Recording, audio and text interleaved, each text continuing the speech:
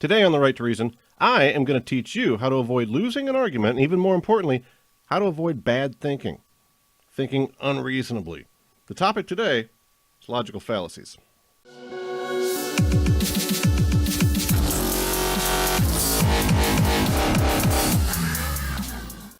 A fallacy is an incorrect argument in logic and rhetoric. It undermines an argument's logical validity, or more generally, an argument's logical soundness. Presenting a fallacy in an argument doesn't mean that you're wrong. It just means that your argument cannot prove your claim because your argument is inherently flawed. Here's an easy one we've all seen a lot, okay? The slippery slope fallacy. If we allow A to happen, then Z will consequently happen too. In Loving v. Virginia in 1967, the defense was presented that allowing blacks and whites to get married would lead to people marrying their house pets. Yes. While during the Goodrich case in 2003, a popular rebuttal of gay marriage was that bigamy would be right around the corner. Interracial marriage and gay marriage bring me to yet another example of a fallacy, the appeal to tradition. Imagine how ridiculous it sounds for a white supremacist to be holding a sign that says, "Protect the sanctity of marriage," while yelling, "We ain't gonna let them black fellers marry off on our white women." Hey, where are the white women at? And then, 50 years later, imagine a black man holding the same sign, "Protect the sanctity of marriage," while opposing gay marriage. The third example of logical fallacies is the ad hominem fallacy, attacking your opponent's character or personal traits instead of engaging the actual argument they're presenting. To save us both some time, here's some quick tweets from the Cheeto-in-Chief himself that make the point for me. Lying Ted Cruz and lightweight choker Marco Rubio teamed up last night in a last-ditch effort to stop our great movement. They failed. An extremely credible source has called my office and told me that Barack Obama's birth certificate is a fraud. Our great African-American president hasn't exactly had a positive impact on the thugs who are so happily and openly destroying Baltimore. If these kinds of arguments work on you, you might be a redneck. I am not smarter than a fifth grader. Another favorite of mine is the tu quo que fallacy. Tu quo que. Fun to say and fun to do. It's avoiding the validity of an argument by criticizing the person making the claim. I'll give you an example. Imagine you're on break at work and it's been one of those stressful days that make you want to go Scarface on everybody, all right? Say hello to my little friend! You step out and away from the drama and light up a quick smoke. Kyle, one of your annoying coworkers, pops up to inform you that smoking is bad for your health. Douchebag Kyle then pulls out his own pack of cigarettes and lights one up shamelessly right in front of you.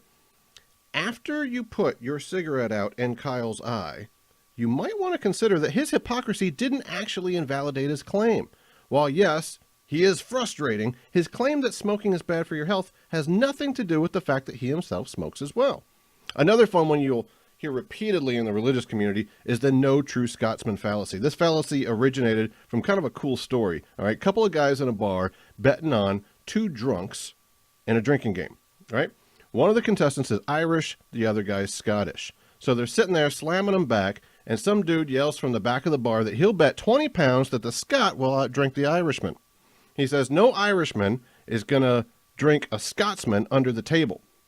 The Scot eventually passes out, falls out of his chair, making the Irish guy the winner. The gambling Scotsman then says, well, he wasn't a true Scotsman. The argument is just that if he were a true Scotsman, then obviously he wouldn't have lost. This argument is proposed by the religious often after you tell them that you used to believe as they did, but now you've changed your mind. They will then say, well, you couldn't have been a true believer. These kinds of fallacies of logic are used against you all the time, especially in politics. If someone can present an argument that sounds good to you, they get your vote, even if their argument is invalid. Check out how Trump uses the red herring fallacy to distract you from thinking about whether or not he's been grabbing on some pussy. Yes, I'm very embarrassed by it. I hate it, but it's locker room talk, and it's one of those things. I will knock the hell out of ISIS. We're going to defeat ISIS. Now, if you listen to the Right to Reason podcast regularly, you probably know that I'm a big Bernie Sanders fan, right? But that doesn't mean he isn't guilty of making logical fallacies of his own sometimes. Here, Sanders is about to feel the burn of the straw man fallacy. This is when you misinterpret or recharacterize some argument or question to make it easier for you to attack. You don't consider yourself a capitalist, though? Do I consider myself part of the casino capitalist process by which so few have so much and so many have so little, by which Wall Street, greed and recklessness wreck this economy? No, I don't. Well, I don't either, Bernie. But if we're going to look at Trump and Sanders, then we shouldn't leave out the most classic of all political maneuvers, the anecdotal fallacy. If you do your part, you ought to be able to get ahead. And when everybody does their part, America gets ahead too. That bargain inspired generations of families, including my own. It's what kept my grandfather going to work in the same Scranton lace mill every day for 50 years. It's what led my father to believe that if he scrimped and saved, his small business printing drapery fabric in Chicago could provide us with a middle-class life. You'll also hear the anecdotal fallacy presented in the typical, I traveled all over this country and come across some great Americans. Americans like 8-year-old little Susie Jenkins here, who asked me recently, Mr. Senator, are your opponent's policies going to put my daddy out of work and force Mama to go back to work at the bar where she has to swing on the pole for cash? Well, I looked little Susie right in the eyes and I told her, that's exactly what my opponent's going to do. Here's a classic one from Marilyn Quayle, wife of former Vice President Dan Quayle, at the 1992 Republican Convention, the hasty generalization. I sometimes think that the liberals are always so angry because they believe the grandiose promises of the liberation movements. They're disappointed because most women do not wish to be liberated from their essential natures as women. Here, Marilyn is claiming to know what most women want, which according to her is to avoid all that complicated liberty stuff and get back to doing the damn dishes. The last one I wanted to show you is special pleading. You'll hear this one oftentimes when a believer tells you that something can't come from nothing, to which you naturally reply, well, then where did God come from? They then assure you that their axiom applies to everything except their God. Here's former President Nixon doing a version of special pleading in a famous Frost interview, where he was challenged on his illegal activity in the Watergate scandal. Well, when the president does it, that means that it is not illegal. By definition. Exactly. Look, it's not just important to be able to recognize logical fallacies so as to avoid losing an argument. Recognizing these fallacies is important also because people will try to use them against you to trick you. Here we just heard how Nixon's fallacy of logic actually contributed to him thinking that it was okay to do illegal activity.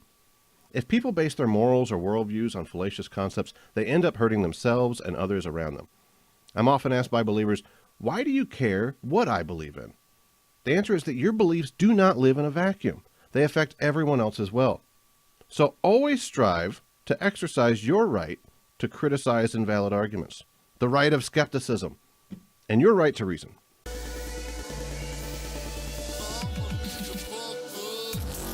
Hi, Robert Stanley here. We've had a lot of fun today on The Right to Reason. The one thing that isn't fun is herpes. So check out the rest of our show by listening to our podcast, The Right to Reason, on iTunes and Stitcher. Check us out on Facebook, Twitter, visit our website where we got lots of cool links and content at therighttoreason.com. Don't forget to hit subscribe or you will probably get herpes. I mean, it could happen, maybe.